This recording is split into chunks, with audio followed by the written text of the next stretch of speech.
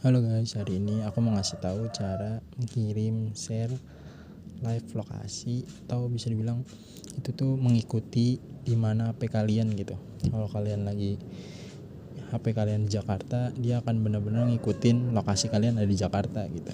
Sebagai contohnya gitu ya. Nah, yang pertama-tama kalian bisa buka aplikasi WhatsApp kalian. Nah, setelah masuk di aplikasi WhatsApp, kalian bisa klik tanda pin atau yang di sebelah logo kamera. Nah, kalian bisa klik location atau lokasi. Nah, diizinkan untuk kalian menyalakan GPS. Ini wajib ya, biar kalian benar-benar ketahuan di mananya gitu. Setelah itu kalian bisa klik share live location gitu, atau kirim lokasi langsung atau.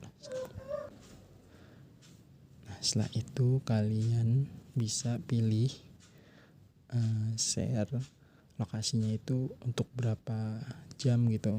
Di sini kan ada pilihannya, ada kayak 15 menit, 1 jam atau 8 jam. Nah, sebagai contoh aku pakai 1 jam, dan kalian juga bisa kasih komentar gitu. Tapi ini aku nggak usah lah ya, itu terserah kalian jika kalian ingin menggunakannya.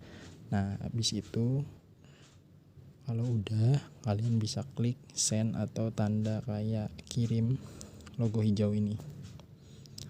Nah, sudah kekirim.